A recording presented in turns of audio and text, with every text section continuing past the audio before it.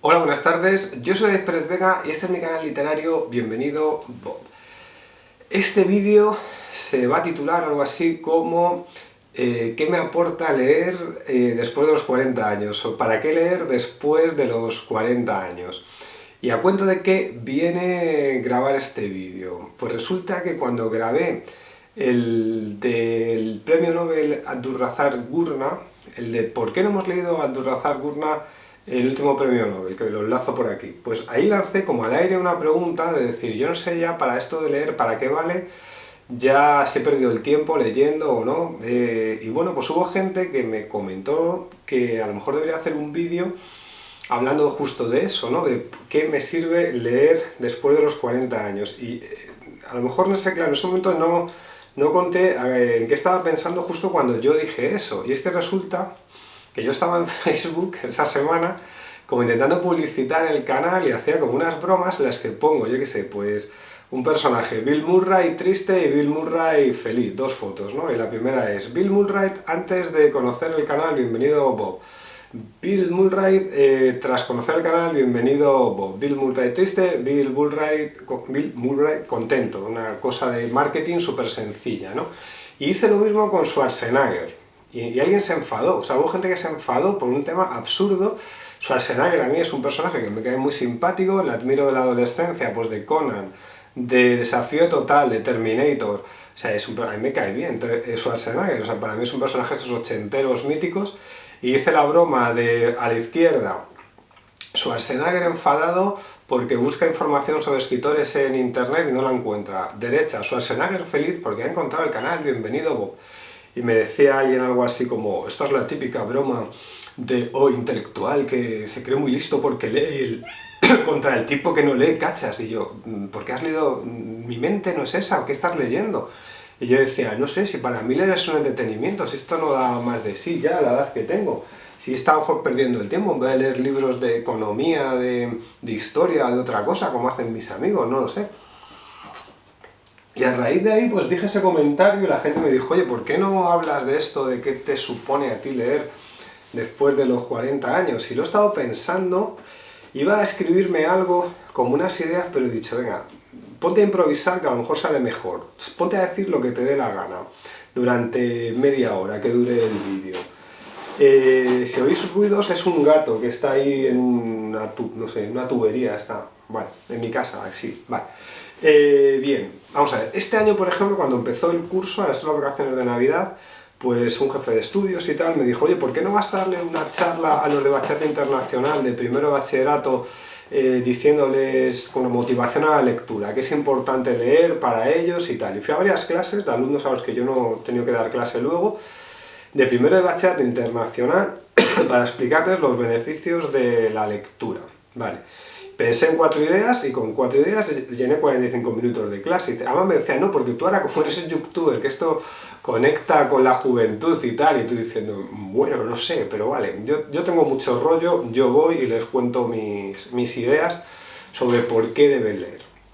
Entonces, hombre, intentar convencer a un adolescente de que lea algo me parece importante, y resumo un poco la charla aquella, ¿no? Me parece importante porque si tú eres una persona muy joven, si estás estudiando, pues si te acostumbras a leer novelas, el periódico, lo que sea, te va a ser mucho más fácil entender lo que estás estudiando, porque yo me sorprende cuando llegué al colegio donde trabajo, que había gente que suspendía historia, yo pensaba que historia la suspendían porque no estudiaban, y no, y en gran medida la suspenden porque no entienden lo que leen, no entienden el vocabulario de lo que están leyendo, no se le quedan las ideas, que claro, a mí cuando estudiaba historia era adolescente, como leía mucho, eso no me pasaba. Entonces, punto uno, vas a entender mejor lo que estás leyendo, si tienes que hacer un trabajo vas a poder redactar mejor, vas a entender mejor el mundo, vas a madurar, si tienes más vocabulario, pues vas a tener un pensamiento más sutil. Yo creo que en realidad la sutilidad de pensamiento en gran medida es una sutilidad del lenguaje que tú puedas emplear.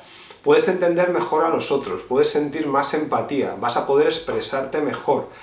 Estas son cosas que yo le puedo decir a un adolescente, a alguien de 14, 16 años, que están en el mundo de los videojuegos, en el mundo de la televisión, de las películas de Netflix, las series de Netflix, y decir, ¿por qué es mejor? O no mejor, sino ¿por qué te puede interesar la narrativa literaria en vez de la narrativa de Netflix.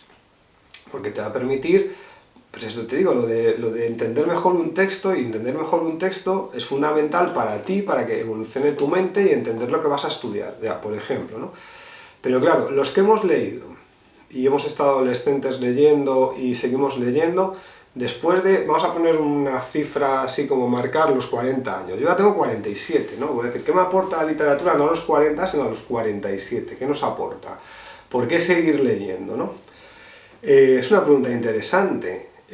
Yo voy a contar un poco mi experiencia sobre este tema. O sea, yo cuando era niño, pues mi padre me leía cuentos, los de los hermanos Grimm, Christian Andersen, y aquello me fascinaba. Era una época que yo todavía no sabía leer. El hombre que perdió su sombra. Y yo, cuando iba por la calle, miraba mi sombra, porque aquello que había leído mi padre en el cuento tenía un sentido para mí, me expandía mi imaginación. No había pensado hasta ahora lo que era la sombra, o que la sombra pudiera desligarse del cuerpo, que obviamente no podía, pero a mí aquello me daba una perspectiva imaginaria sobre la realidad, me hacía trascender lo que era la realidad, el cuento que ni siquiera había leído yo como lo había leído alguien, ¿no? Cuando yo puedo empezar a leer tebeos, pues me divierto, me meto dentro del tebeo, de Mortadelo y Filemón, de las historias, no sé qué, y luego ya recuerdo cuando leía pues, a Michael Ende, La historia interminable, me estimulaba mi imaginación, todo aquello del mundo de fantasía. O las historias aquellas de John Christopher, de los trífidos y las montañas blancas y toda la idea de la aventura, también la narración. Y de hecho yo me acuerdo que cuando nos metíamos en una casa abandonada que había cerca del colegio, yo cuando he vivido algo parecido a una aventura, cuando era un niño, yo me lo narraba en mi cabeza, me lo narraba con palabras. Y yo pensaba que eso era así dentro de la mente de todo el mundo, pero luego he llegado a la conclusión de que no, que eso era en mi cabeza porque yo pensaba ya desde niño que tenía que narrar la realidad, que tenía que escribirla. Y también eso estaba relacionado con la idea de leerlo, la información transformada a través de las palabras, ¿no?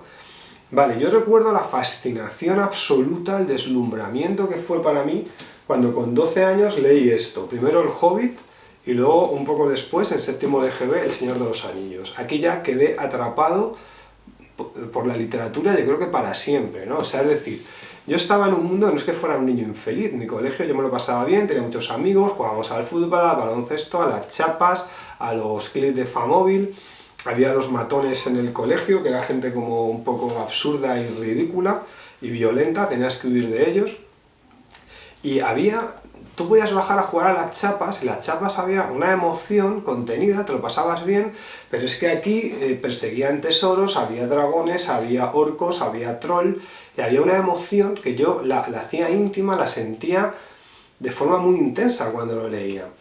Y entonces aquello era como una realidad paralela a la realidad que me parecía más simple, que hacía que viviera como un estado de felicidad en una nueva realidad que se creaba al leer. Y aquello era más potente para mí, mucho más, que cuando leía, cuando veía películas. Las películas me gustaban, me siguen gustando, pero me envuelve más la lectura, porque yo creo que la lectura, claro, tienes una actividad tú más intensa al meterte en la idea de hacer tuya la historia, hacer como que las palabras cobren vida dentro de tu cabeza, dentro de tu imaginación, y la narración escrita yo creo que permite ser más sutilidades de la mente que la imagen visual de lo que es el cine, que por cierto también me encanta. Y aquí yo fue cuando ya también dije que yo quería ser un escritor, o sea, yo quería, como Tolkien, que era un profesor, yo me lo imaginaba allí en Inglaterra con su pipa un día lluvioso y caminando, no sé qué, y luego ese mundo propio ahí de los orcos, de las batallas, era como ser un dios, ¿no? Creas tu propio mundo. Y entonces yo, esa idea de tener como un mundo secreto en el que poder escribir, o la lectura, donde te refugias en la lectura, a mí me daba mucha vida. Yo me acuerdo estar por las calles de Móstoles, que era un suburbio peligroso en los años 80, y tener en mi cabeza la idea de las historias de ciencia ficción y las naves espaciales y los planetas. Aquello me estimulaba muchísimo, era como que había algo más allá de la vulgaridad de la realidad, porque la realidad, al fin y al cabo, es bastante simple, hay poca aventura en la realidad. Y la idea de leer una novela de detectives, una novela de ciencia ficción, o la aventura de la vida, ¿no? De meterte en una familia norteamericana de los años 50 y sus conflictos, y meterte como en otra realidad. Luego también ya conté, por ejemplo, lo que me volvió a romper la cabeza, La senda del perdedor, porque ya no era la evasión esta de ciencia ficción y la fantasía, esto fue con 19 años, sino la idea de la cercanía con alguien que era de la generación de mis abuelos, y te describía su colegio y decía, es que este colegio es como el mío, de GB, en Móstoles, ¿no? Las cosas que pasan. Y nunca había visto algo contado con tanta crudeza. O sea, de hecho la realidad, a mí de niño y adolescente, era mucho más cruda la realidad que yo vivía en las calles de Móstoles o en mi colegio, que lo que leía en los libros, que claro, los libros de Barco de Vapor, Alfaguara, todo eso estaba edulcorado, que era como para niños, y los niños viven una realidad mucho más violenta normalmente. Los violentos que son entre sí, las cosas que se dicen, la violencia que hay en las relaciones entre niños. Y aquí estaba esa violencia de verdad. Estaba la frustración vital. Y recuerdo que una temporada que yo iba persiguiendo en la biblioteca de Móstoles los mismos libros que leía Bukowski en la biblioteca de la Ciénaga de Los Ángeles, que sale en este libro. Luego recuerdo, por ejemplo, cuando empecé a trabajar en Arthur Andersen, esto que cuento en el libro, en lo de Esto no es Bambi, lo de la auditoría, que aquello era un horror de gente como que quería aparentar, y de gente del mundo del dinero, el mundo del trabajo esclavo, pero había que hacerlo porque era un sacrificio para el futuro y para no sé qué y tal, y estar allí como diciendo, pero ¿por qué me ha tocado esta realidad? Que no me interesa, que me parece aburridísimo, que es una gente vulgar, porque era gente vulgar.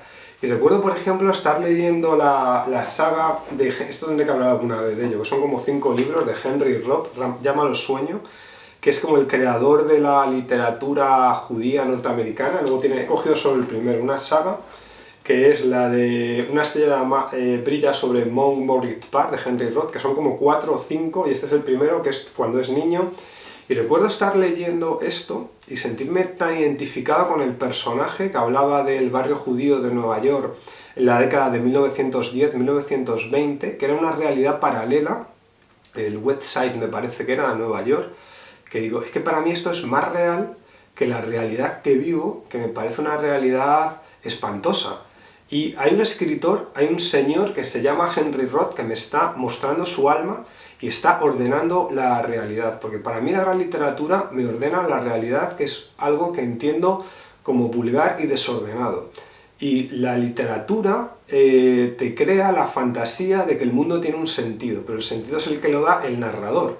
La realidad es una, no sé, una mala comedia o una mala tragedia que no tiene narrador, no hay un narrador, o sea, son historias repetidas, casualidades absurdas, relaciones causales incomprensibles, malentendidos absurdos que no se solucionan nunca, trabajos alienantes, días repetidos unos tras otros, no hay aventura, no hay, no sé, trascendencia, no hay nada, o no hay casi nada en la realidad, o como lo veo yo, pero claro, yo es que soy un ateo también, esto me imagino que tendrá que ver con esta historia, que una persona religiosa a lo mejor entiende la realidad de otra manera, pero claro, yo, un ateo convencido como yo, que no ve sentido a las cosas, pues el sentido se lo da la literatura, y en cierto modo son unas ideas que, si hubiera notado algo, lo hubiera notado, la lectura, o la literatura, lectura y escritura, que para mí están enlazados, ¿no? Es una religión, o sea, y en mi cabeza ha sustituido al sentido que puede tener para un creyente su religión. Y yo sé que voy a las bibliotecas públicas como los creyentes van a sus templos. Yo recuerdo que mis padres sí son creyentes. Yo recuerdo a mi madre, alguna tragedia que hubo en la familia, que a mi madre estaba mal, y yo me acuerdo, iba por la calle con ella, me metía en una iglesia, y mi madre se ponía a rezar allí, yo no entendía nada, yo era un niño, y yo aquello pues me asustaba, me daba miedo, mi madre estaba allí como en trance, y eso yo creo que yo no lo he sentido en la iglesia nunca, aunque yo he ido a la iglesia hasta que tenía, no sé, 16 o 17 años, lo he sentido en una biblioteca pública. Cuando he estado en la biblioteca de Móstoles y paseaba por sus anaqueles, iba buscando los libros de anagrama, los libros de Carver, los libros de no sé, Gesualdo Bufalino, y los descubría allí porque eran de anagrama, y para mí eso tenía un sentido porque había alguien que ordenaba la realidad. Y yo me metía dentro y me sentía cercano a una historia, a unos personajes. O sea, es decir, a mí, ¿qué me pasa, por ejemplo? He leído hace poco este libro, que ya lo comentaré, Las venas abiertas de América Latina, que es un ensayo histórico de Eduardo Galeano, que me gusta, me interesa, ya comentaré si tiene errores, no tiene errores, lo debemos leer o no, vale, eso es otra historia. Pero yo lo leo, me gusta, me interesa, pero digo, ¿puedo leer todo el rato esto? ¿Puedo renunciar a la ficción? Y la respuesta es no, porque de hecho cuando a veces me saturo un poco de ficción, porque ya también, claro, la emoción de leer a los 12 años El Señor de los Anillos, a los 19 a Bukowski, a los 25 a Bolaño, a los 30 o 28 por ahí leer a Henry Robb, ya cada vez es más difícil esa emoción, ¿no? Repetirla, porque al ser más mayor ya conoces el mundo, la vida, y cada vez que te sorprenda algo, pues es más complicado, por supuesto. Pero yo podría leer continuamente libros de historia, ensayos de economía, que de vez en cuando los leo. Y creo que no. Estos libros me sirven como para echar un poco de menos a la ficción. Y luego vuelvo como con más ganas.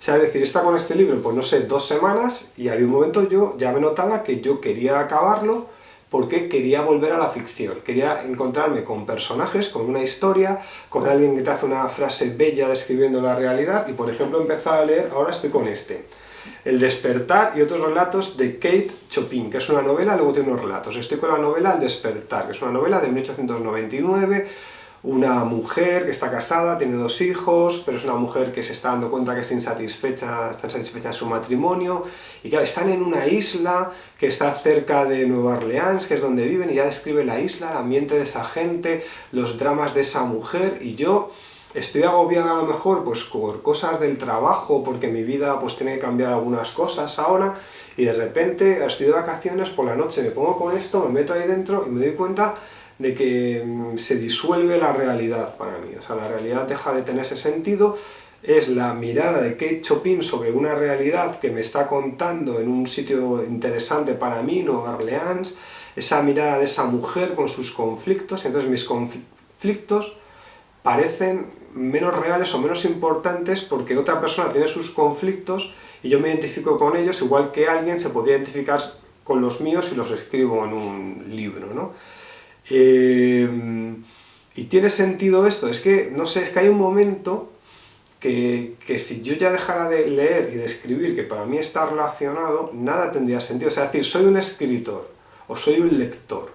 Decía Ricardo Piglia en sus memorias que la frase decir me siento un escritor, soy un escritor, le parecía ridícula, pero que él cuando pasaba un tiempo sin escribir se sentía mal y por eso tenía que escribir. A mí me pasa un poco lo mismo, que a veces, o sea, no es una decisión económica escribir, por ejemplo, porque yo todos mis amigos de la carrera empresariales aguantaron el mundo este de las oficinas y todos ganan más dinero que yo, y yo soy profesor y bien porque tengo más vacaciones, tengo más tiempo libre, creo, y puedo leer y puedo escribir. Y escribo un libro que me puedo tirar 2 o 3 años, me cuesta un montón publicarlo, publicitarlo, vendo 100 ejemplares y gano 180 euros, ¿vale? En ese periodo de 180 euros, mis amigos de empresariales que siguieron las oficinas, en ese periodo de 3 años, han podido ganar más que yo 60.000 euros. No sé, o sea, 60.000 frente a 180 euros. Esto es la realidad. Obviamente escribir o leer no es una decisión económica, pero es una decisión vital. O sea, yo creo que soy una persona, no sé si... Yo no soy una persona práctica. O sea, la gente práctica es esa gente que invierte el dinero, que el tipo de interés de no sé qué invierto en la bolsa y voy a hacer este negocio y trabajo en esto y gano más. Y dices, ¿ganas más para qué? Para tener un coche más grande y irme de vacaciones a no sé qué hotel y no sé qué restaurante. Vale, pues a ver, si yo pudiera, pues a lo mejor me interesaba, pero no me interesa.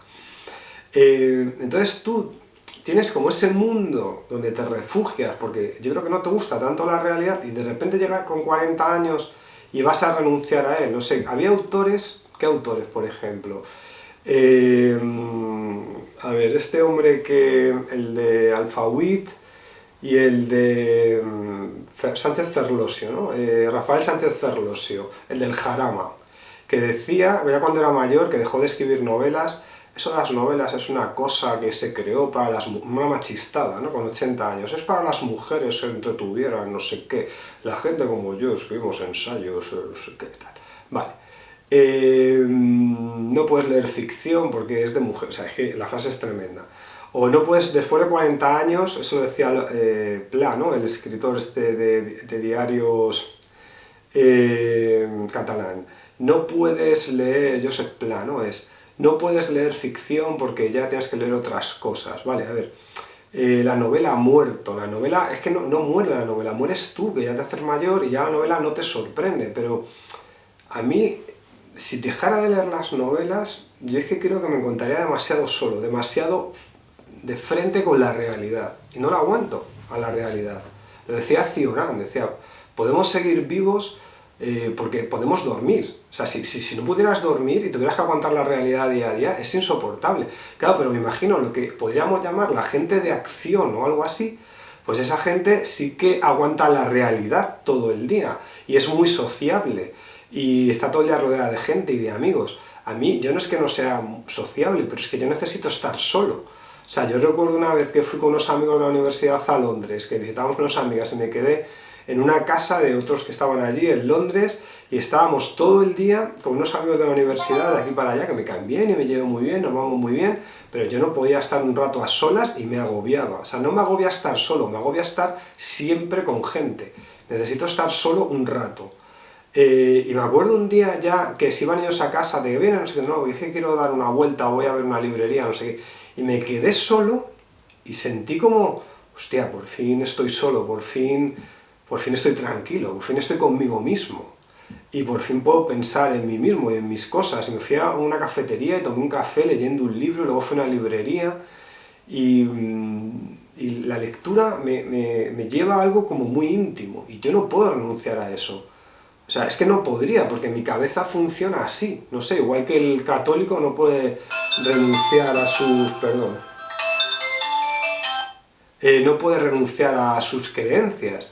Entonces, no lo sé, o sea, claro, la emoción de leer, pues puede que sea menor que otras veces y a veces me distancio un poco, que no es mucho, es una vez al año o dos leyendo, pues como ese libro, el de las venas abiertas de América Latina, pero rápidamente de volver, porque si no, estoy un día sin leer, para mí es como un día perdido. O sea, es un día que solo he estado en la realidad, y es como, ¿y esto? Que no sé cómo está quedando esto, porque a lo mejor es como que no quiero a la gente o algo así, pero yo sí quiero a mi mujer, quiero a familia, quiero no sé qué, mis amigos, pero necesito estar solo un rato, y por eso soy lector. Los lectores necesitamos estar solos, por eso los adolescentes no leen, porque es la época esta del grupo, de la satisfacción de pertenecer a un grupo, pero es como muy, como demasiado, diluyes tu personalidad. O sea, yo lo venía hablando con mi mujer antes que hemos dado un paseo. La gente que estudia por lo que estudiaba yo, que son mis alumnos, los de las ciencias sociales, pues están ahí con 10, 15, 16 años, el grupo, salir, que jaja, que ligamos, que no sé qué, la fiesta, muy divertido, vale. Luego vas a estudiar ADE y Derecho, ya no vale una carrera, dos carreras. ADE y Derecho, vale, y entonces estás en ADE y Derecho y sales y te lo pasas bien, muy bien. Y después, pues tienes que ir a trabajar a una auditora, a una consultora, no sé qué, vale. Y ya está, ¿no? Pero no te has conocido nunca a ti mismo, no sabes quién eres porque no estás solo nunca. Y entonces ya tienes sueños de, porque claro, esos son trabajos asfixiantes, pero es lo que tienes que hacer, no puedes salirte de ahí, el mundo del dinero, el coche, la casa no sé qué, y se me da muy bien, el club de golf y el yate. ¿Por qué todo el mundo que le va bien quiere un yate? No lo sé por qué, y a mí me mareo en un barco, yo no quiero un barco si tuviera dinero, ¿para qué quieres un barco? Y entonces, no sé, son como sueños estándar, y yo creo que hay mucha gente que pasa por la vida sin haber pensado en quiénes son. Y eso es lo que me aporta a mí la literatura, el escribir me aporta intentar descubrir quién soy, y que también lo descubro a través de la lectura, de la experiencia de otros. Entonces la experiencia de otros me hace estar más cercano a mucha más gente, pero a la vez es como que no aguanto estar muy cercano en la realidad a mucha más gente. No lo sé si esto tiene algún sentido o estoy divagando ya excesivamente. Pero claro, es que yo no puedo ya renunciar después de haber leído tanto a dejar de leer, y si dejo de leer, ¿qué hago? Cuando tuve el problema al principio del curso, que no podía llevar las gafas perdón, no podía llevar las lentillas, llevaba las gafas, hubo un momento que digo, y si me dice el oftalmólogo que no puedo leer, que de repente no puedo leer, me entró una angustia, no sé, me entró muchísima angustia, decir, ostras, y si no puedes leer, ¿qué haces? O sea, ¿qué hago con mi vida? ¿Cómo paso los días? No sé, o sea, no lo podía concebir aquello. Y ahí también dije, no sé, a lo mejor tienes problemas con los ojos porque has leído demasiado, que no sé qué puede ser también. Pero no podía renunciar a eso. No lo sé, o sea, y cuando leo, cuando ya digo, he vuelto a la ficción, he vuelto con este libro, el de Despertar, que está bien, tampoco es que sea excepcional, pero ya te metes en esa vida de la isla, de los veraneantes, y te describe el ambiente, los olores, te describe una realidad, pero es que le da un sentido, porque la vida cotidiana no lo tiene, porque no hay narrador, que esto ya lo he dicho antes, pero cuando hay un narrador que ordena las cosas, yo me siento como que mi cabeza puede tomar ese orden, y entonces las cosas funcionan, y si no, no funcionan. Y para mí la literatura pues es un refugio de sentido frente a la intemperie de la vida que creo que no tiene mucho sentido. Y esto probablemente es porque yo soy un ateo que se despierta a las 3 o las 4 de la mañana angustiadísimo pensando que voy a morir, y que voy a morir, estoy obsesionado con esto. Y entonces, no sé, entonces el refugio es esto, la lectura, la literatura, que me da como una idea de trascendencia o de sentido que puede ser religioso. Y no sé si estoy delirando a lo mejor, y no sé, yo creo que voy a acabar en alto, voy a acabar hacia arriba, o sea, diciendo que esto ya no lo puedes dejar. En los diarios de Frank Kafka decía Kafka que hay un momento en la vida en el que ya no hay retroceso posible, y ese es el momento al que hay que llegar, y yo creo que se lo he llegado ya, lo he sobrepasado hace muchísimo ese momento, y esto es lo que ha tenido sentido para mí, lo que tiene sentido, y ya está, y es el sentido que he encontrado, y otros lo encontrarán en otra cosa, yo lo he encontrado aquí, pero tampoco creo que sea la experiencia de todo el mundo. Tampoco he tenido hijos, si tuviera hijos el sentido a lo mejor sería cuidarlos y ya está. Y la gente que tiene hijos pues tampoco puede leer porque no tiene tiempo, y me parece lo más normal del mundo. No sé, yo creo que ya lo vamos a dejar aquí porque a lo mejor se me está yendo la cabeza demasiado, no sé. Esto de divagar, a mí, yo divago mucho. Bueno, y el momento spam. Mi última novela, esto no es Bambi, sobre el mundo laboral con 6 voces narrativas, 3 hombres y 3 mujeres, el mundo del trabajo como una experiencia terrorífica. Mi penúltima novela publicada, pero escrita después, Caminaré entre las ratas, sobre la crisis personal de alguien que va a cumplir 40 años, sobre la crisis del mundo laboral, de pareja, de familia, de amigos, de todo. Y bueno, y hasta aquí, no sé si me queréis contar vosotros por qué leéis, o si lo que he dicho tiene algún sentido, o no lo tiene, pues ya me contáis, me despido de aquí, adiós, hasta luego.